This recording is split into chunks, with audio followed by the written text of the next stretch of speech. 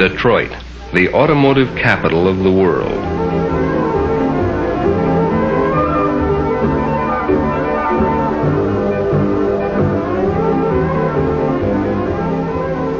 Half a mile of asphalt, a quarter mile to race on and a quarter mile to slow down in.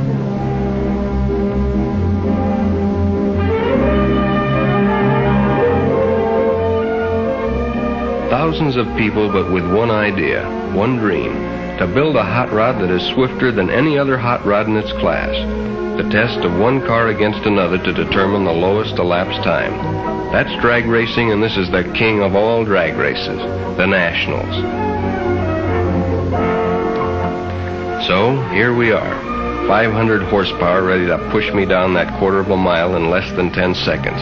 You don't drive, you aim. You aim and try to keep it straight. It's like threading a needle at a quarter of a mile, but it's really living. So let's see how it all began. I guess everybody has his Shangri-La. For us, it's drag racing.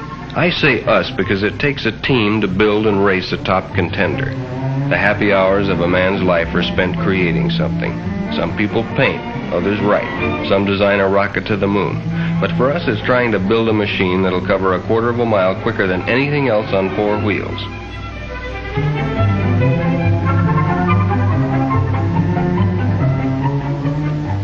Lefty and Tom are high priests in our temple. Lefty works in electronics and Tom's a mechanic.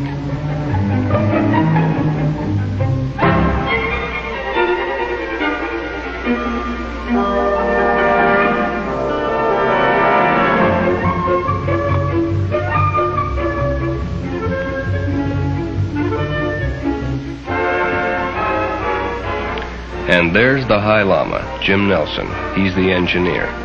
In real life, he's manager of a speed shop in Oceanside. Tom and Jim are brothers. There I am with the jacket supervising the job. You gotta keep an eye on these boys or someday you'll mash down on the throttle and head right into outer space. Takes a lot of doing to make a record run. These cars are more highly bred than a racehorse. In fact, this is probably the most specialized type of machinery in the automotive world.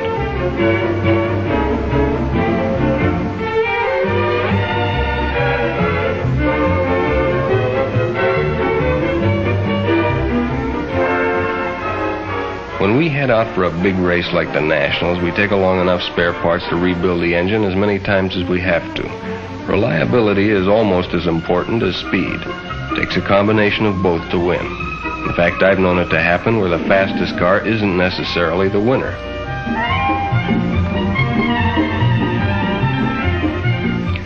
There's at least one chowhound in every group. Nick was ours.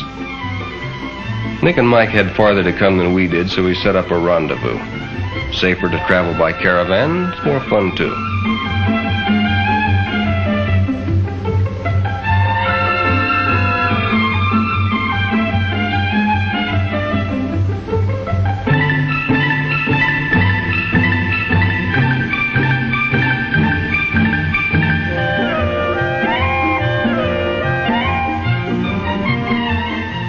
We hadn't been able to get together because of the hectic weeks of work that always precede a big meet. So there was lots to talk about. New ideas, things that worked and things that didn't work.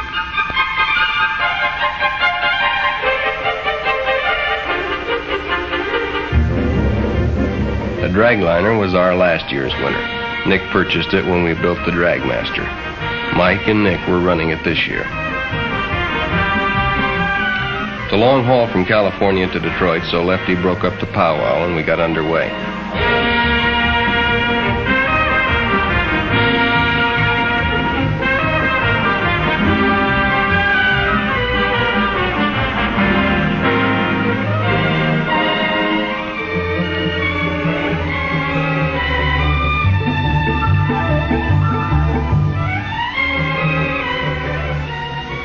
You hear a lot about the beauty of the Southwest, but unless you drive east, you never really get a good look at it.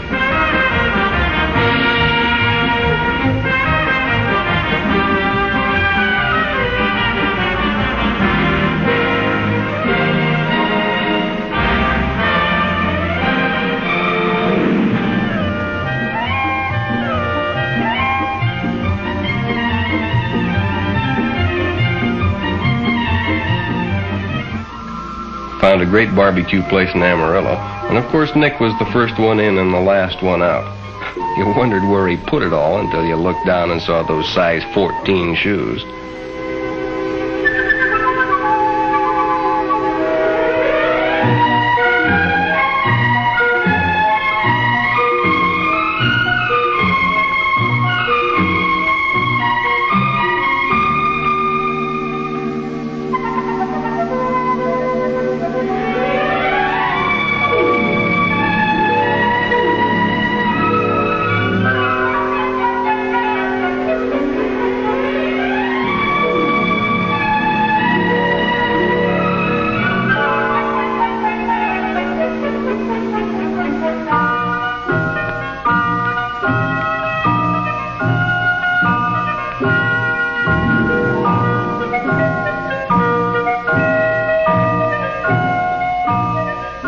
It's always good to see old friends again, and we joined the Parkers in Oklahoma to catch a meet before pushing on.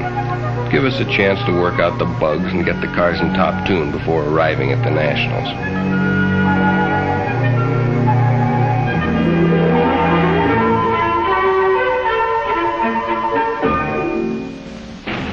Oklahoma had a regional meet. That's a Texas job, burning up the track. My competition got off to a squirrely start, which put me in the next round. There's Jamie Parker and his C Gasser. And there goes his brother Phil in his A Gasser, affectionately called Grandma. And here comes Nick in the dragliner, a little on the late side. Lady Luck was riding on my shoulder all day. There's the Allison against the twin Chevy. You can't see it for the smoke, but the Chevy won. And so did we. Jamie got first in his class, and we won a savings bond for top elimination. And could we use it?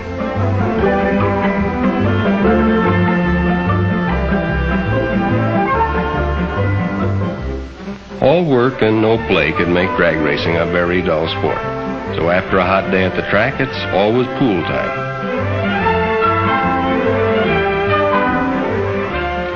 By the time we left Oklahoma, we had quite a caravan. 2 cars, a pickup, a rig, and 5 hot rods.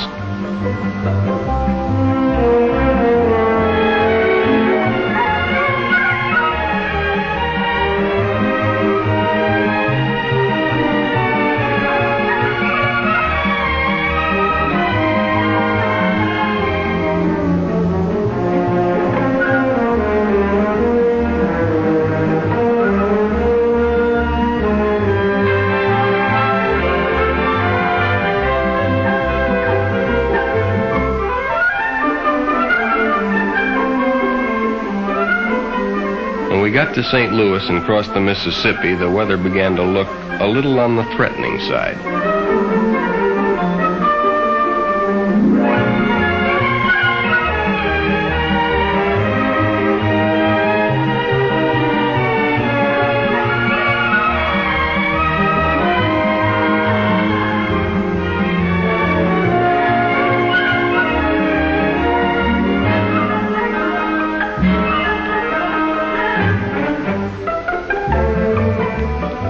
And in Illinois, the storm broke. From there to Detroit, it was solid.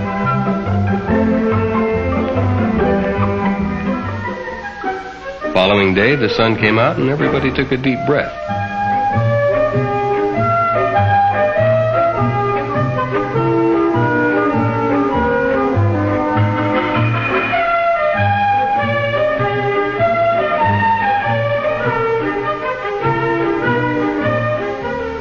Even so, we almost lost the whole day unpacking everything and getting it dried out.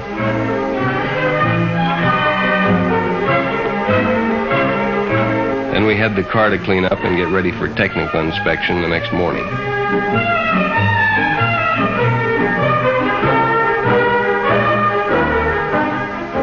All cars must pass a thorough technical inspection by representatives of the National Hot Rod Association. The association's rules have been responsible for setting and keeping the high standards of safety so typical of modern hot rodding. Classes are divided according to body types, engine size, and weight of car.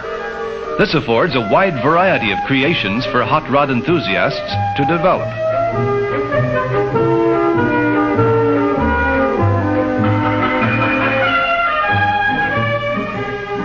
The check chart system is used, and each contestant's car must pass all requirements before he is allowed on the drag strip. This often creates some lively discussions. Weighing in is always a critical moment.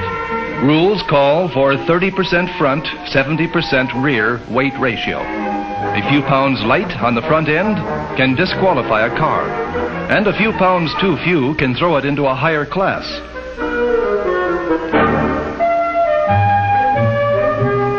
After technical inspection, the crew transports the car to the pit area, where a thorough tune-up is done before their first run.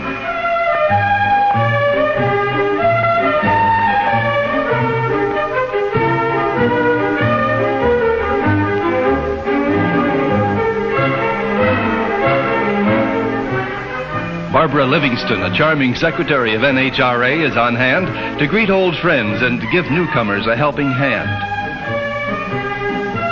Once satisfied, the crew wheels the car through the staging area, and an amateur photographer gets her chance before the car gets to the starting line.